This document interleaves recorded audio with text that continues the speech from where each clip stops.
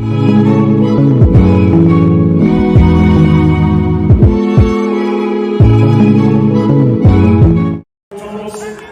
they read as follows. Max DeLuca, 114 even.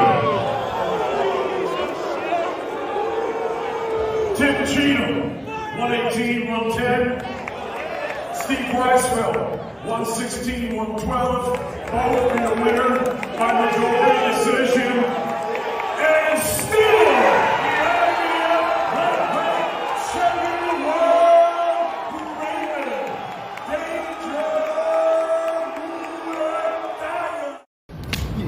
Yeah, King, get his ass, King. Let me get some of that shit, King. Hold on. What are you doing over here? You wanna come to Norfolk? Come to Norfolk? Come to Norfolk, nigga. Don't come around here. This is not that amateur shit. You come around here playing? Hold on. Then they say, yeah, nah, hell no. More time. I'm telling you that right now. Okay. Is it just because it's not an interesting Why would fight? I want? Yeah, it's not an interesting fight. And why do I want to pay for another belt? I'm already paying for this joint. Why do I want to go fight for another belt that I gotta pay for? If they're gonna give it to me for free, then I'll fight Raymond Muratalla. But if they want to give me that belt for free, then I ain't fighting him. Also, he got an IBF belt. That means I gotta worry about weight the day and No. When you unify, it's not that. Correct. That's why I still don't want to pay for another belt, so it don't matter. So tell him do something about that, and then we can probably fight. All right, man, let's talk about Keshan Davis, right? So brother Keyshawn was very, very happy that Andy Cruz lost, and a lot of people said they thought he was being goofy. They thought he was being the goof troop about, Cruz losing. So basically, if you don't know the pack score, Cruz beat him 4-0 in the amateurs. There was a lot of, did you? Okay, she just went down a one-way, bro. Instead of just going around, I just tell you, guys, in a snowstorm, they just drive so ignorant in the suburbs, bro. I really need to start a series recording these idiots, because y'all don't believe what I'm saying. Recording with the dumb shit I see on the road. So basically, the history behind this is basically, he beat him 4-0 in the amateurs. Andy Cruz. Okay, before Andy Cruz defected from Cuba,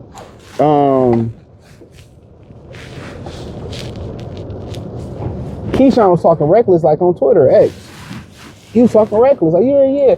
So when Andy Cruz successfully defected to America, basically Keyshawn changed his tune up, like, I ain't really trying to fight him, bro, got to get his weight up, and he ain't fought nobody, and he ain't fought nobody. Cruz got 6 fights.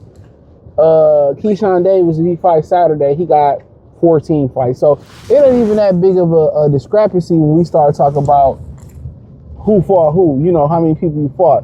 You know what I'm saying? Because Jermaine Ortiz, his resume blows, Keshan Davis' resume, out the water, but he been pro like about 4 or 5 years longer. So it's supposed to, but just saying from that aspect of it. But people don't like how he was, basically jumping for joy outside the ring. And then he started pulling his belt off and doing belt to ass. And, remember, and then people brought the fact up, he dug Muratalla, the guy that beat Cruz. He was like, I ain't really trying to fight Muratalla. I don't want to pay for another belt. And Keyshawn is what his name is, a businessman. People usually tell you who they are. He's a businessman. Keyshawn don't miss no words about it. He ducked Edwin De Los Santos. A lot of us believe he ducked Edwin. We know it, you know what I'm saying? Then, he didn't want to fight Cruz. He pump faked on Abdullah Mason. Then he didn't want to fight Cruz, and then he moved up, and he said, if Cruz look impressive, I'll fight Cruz. Now, the word in the street is Cruz really can squeeze down to 130. Raymond Muratalla said that, hey, man, Cruz probably need to move down to 130. I didn't feel the punches. Even though his face was marked up like a Subway in Harlem. Shout out to Wiz Khalifa. You know, people were saying, look at your face. But he started calling Cruz out. He started calling Cruz out like after he moved out the weight class. So, you know, at the end of the day, Keyshawn just looked goofy. It didn't came off that he didn't look kind of suspicious ducking a few guys. Abdullah Mason, Andy Cruz, Edwin De Los Santos. That was a nasty duck. That might have been the duck of the year. The duck of the century. The Edwin De Los Santos duck might have been the duck of the century. That might have been the duck of the century. So that might have been the duck of the fucking century. But a lot of people just like, dog, you talked all that shit about bro. You talked all that shit about bro. And you had a chance to fight him, didn't fight him. Now you celebrating somebody else beating him. You're not celebrating your baby daddy, you know, Shakur Stevenson beating him. You're not celebrating one of your brothers beating him. You celebrating a Mexican that you already verbally ducked in the interview beating him, and now you so happy he lost. Like I said before, he is goofy. He's a cornball. I've been told y'all that. When he was on there talking about why, you know, him and Devin Haney don't get along because Devin Haney didn't want to be his friend.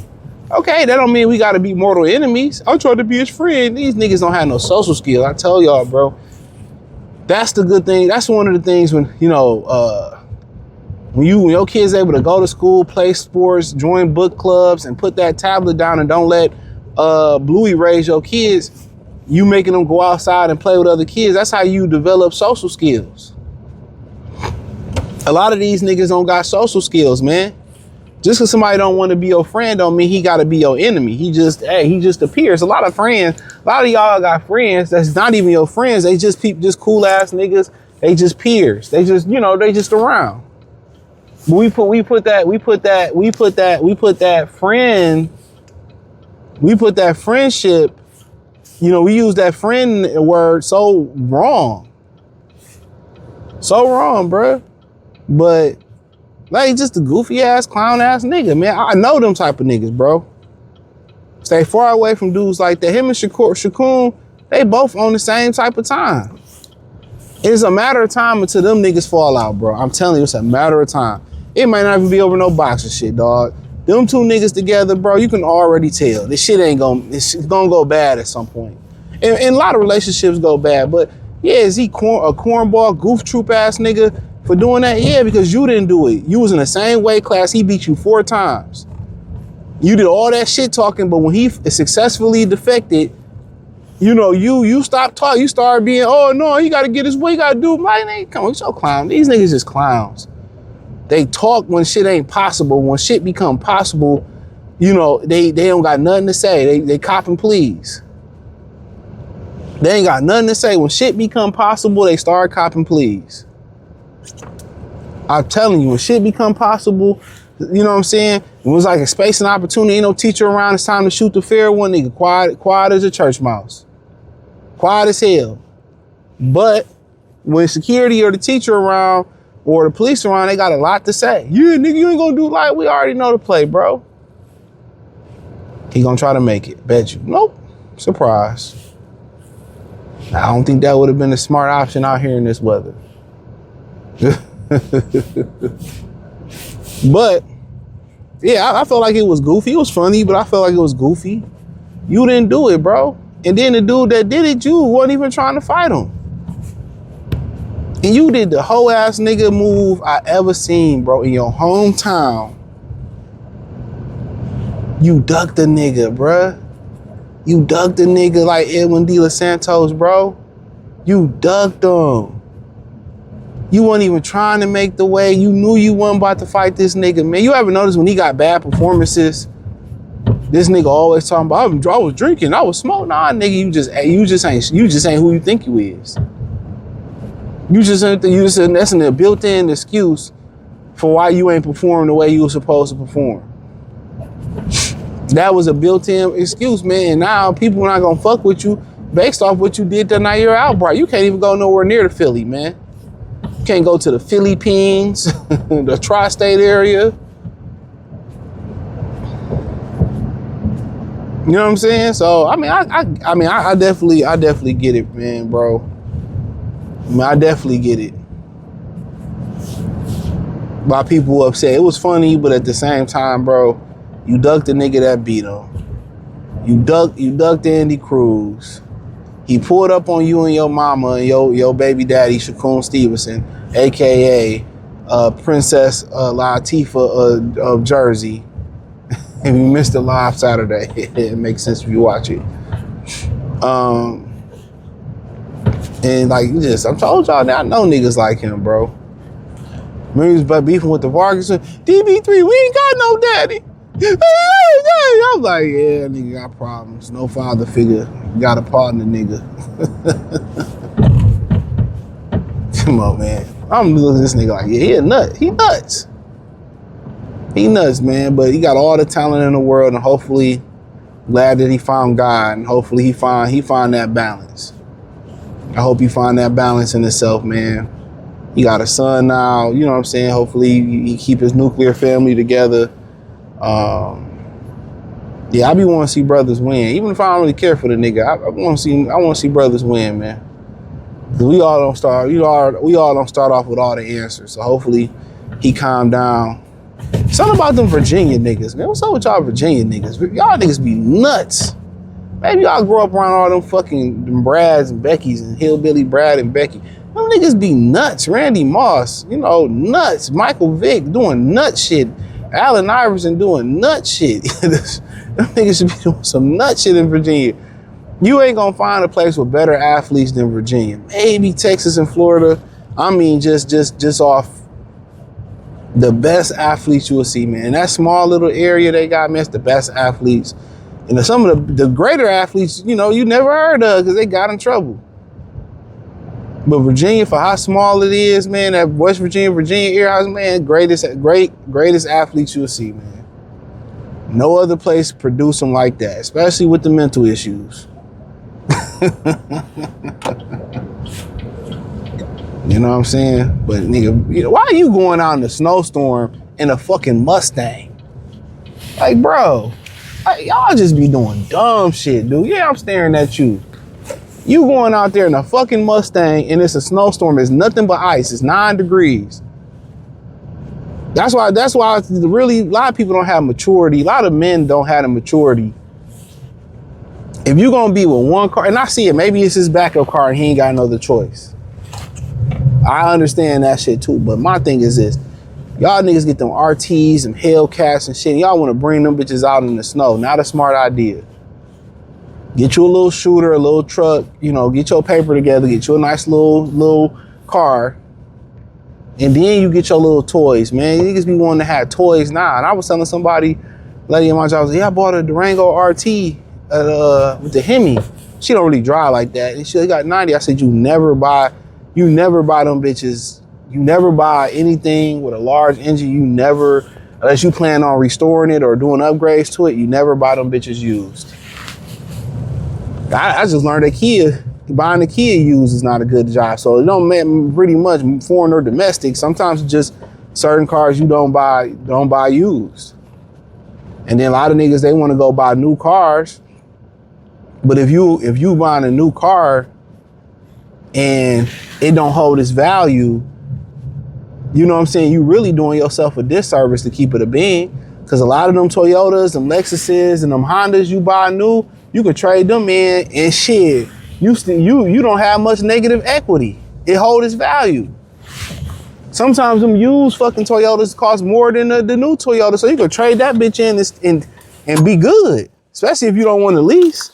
But it's so much about the car game that you gotta learn. You gotta learn. There's so much about the car game that you gotta learn, bro, that hopefully you find a good dealer. You know what I'm saying? I was just watching the video where the guy was saying that when you buy a car, when you go to the dealership, go pre-approved. That way they won't have, they can't raise your interest rate up when they run your credit at the dealership, and you might get approved for 5% interest, but they might say really you got approved for 7% interest. And that 2% just make them more money. So that's why it's best to come in pre-approved. And then also you don't have to worry about 5 to 10, different people running your credit and putting your score down too. Sometimes if you want to protect, sometimes I say this towards, I'm saying bonus. Sometimes if you want a car and you go through a credit union or another lender, the thing about buying that car that people don't know, sometimes if that car ain't within a certain criteria, or you can't have more than 20, 30,000 miles for this price or whatever like this. Sometimes you can go directly through, I know with GM, you can go through directly GM Financial Services, and the interest rate might be a little bit higher, but you can get the car that you're looking for. So I had a homie, he wanted to get he had to stay between a certain criteria. I forget what it was like, but he was like the Toyota 4Runner he wanted, it was just cost too much, but and it had to have a certain amount of miles. It couldn't be high mileage, whatever they considered that was. So he went with another joint that was within the criteria. But a lot of times you go through the dealership, you just run it through GM Financial or Honda Financial, whatever they got, and they'll approve you. So your bank might approve you for 7%, but by them doing this card without outside, for you going outside the criteria that the bank or the credit union want, might be 8, 9, 10%. It might be the same percentage. But hey, a little free game. Thumbs up the video, share the video, subscribe to the channel. Hit the link tree, find me on X, Facebook, Kick, Twitch, Instagram. Peace.